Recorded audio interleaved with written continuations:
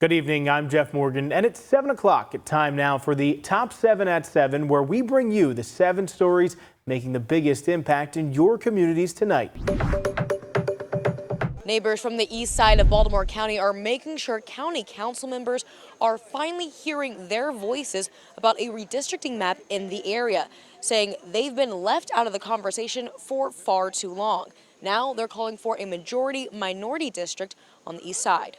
This is after council members Izzy Patoka and Mike Ertel introduced a map amendment last week, creating 2 African-American districts and a majority-minority district on the west side. East Side neighbors saying their voices are not being heard because of a breakdown in communication, telling me their council members should be coming to their communities to discuss a new map.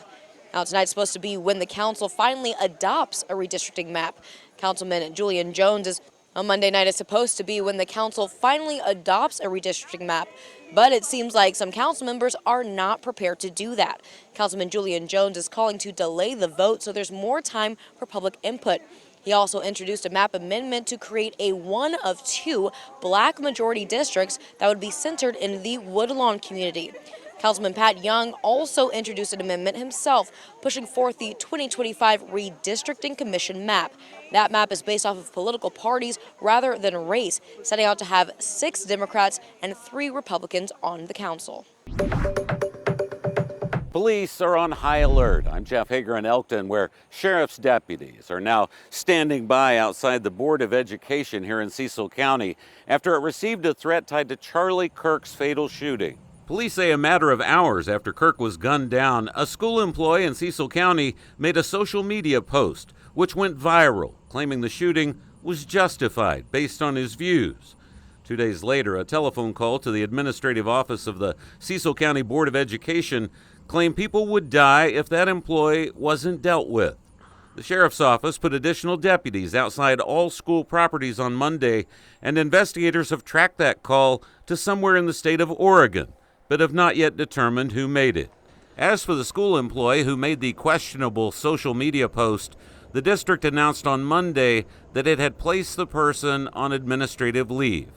And in an announcement emailed to families, it said, quote, "The statement made by the employee is inconsistent with the values held by Cecil County Public Schools."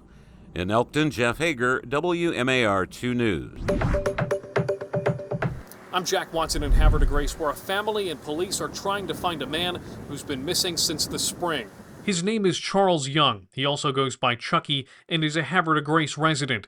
Police tell me the last time he's had contact with a loved one was the beginning of May. He is known to frequent Perry Hall, Dundalk, and Baltimore City. His family greatly misses him. I've been doing everything possible, calling the morgue every week. We just want some type of closure, so it's really hard, What it's probably ultimately going to take is somebody who knows him to come forward with his location, contact us so we can make contact with him.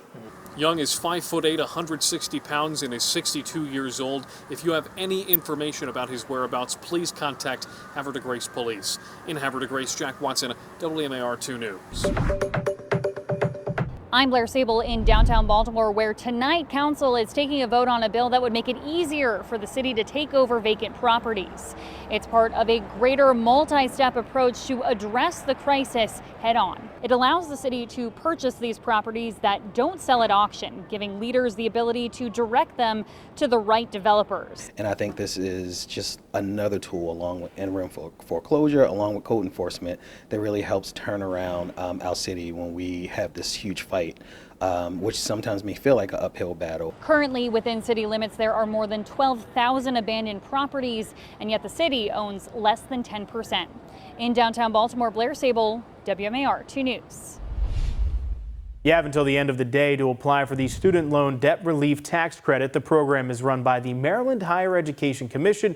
To qualify, you need to live in Maryland, file state taxes, have at least $20,000 in student loan debt, and still owe at least $5,000. Most people that apply do qualify for some amount of money, so we want to make sure that people know, don't count yourself out, because it is very likely that you will qualify for at least some amount of money. Last year, nearly 85% of applicants received a credit. This year, the total award amount is $9 million. Recipients of the credit must apply the full amount towards their student loan debt. Borrowers have 3 years to prove they put the credit towards their loan, and applicants should hear by December if they were approved or not and the credit amount. September is Service Dog Awareness Month, and we're taking a closer look at the bond between veterans and their service animals. That's because WMAR 2 News is your voice for veterans. Molly O'Connell spent 20 years in the U.S. Air Force. Her job was among the most difficult, deploying multiple times and assigned to mortuary duty. Years of lifting the bodies of the fallen damaged her spine so severely she had to learn how to walk again. And while coping with the trauma of everything she had seen, she admits there were moments she thought about ending her life. But then came Bryce, her service dog. He was my reason to stay, fully my reason to stay. I don't know where I'd be or if I would have came through it if they didn't give me him, because I wasn't sure what I was going to do with the rest of my life. But he gives me a purpose. Molly's access to Bryce was made possible by Warrior Canine Connection, a national nonprofit based in Montgomery County that pairs specifically trained service dogs with veterans. Sunday's home opening 41-17 win against the Cleveland Browns was as good a response you could ask for if you are a Baltimore Ravens fan. The defense and the special teams really provided sparks when the offense struggled to find a rhythm early in the game. After a subpar week one, those two units really led the way, helping put the offense in scoring situations. Credit to the Cleveland Browns defense, who made life rough for Lamar and company primarily in that first half, but the two-time MVP found a way to be his usual self, connecting on 19 of his 29 passes, throwing 225 yards and 4 touchdowns. With the run game halted, it was nice to see guys like Tylan Wallace and Devontae Walker contribute, scoring 3 of the team's 4 offensive touchdowns. And throughout the first 2 games of the season, the Ravens have scored 40 and 41 respectively.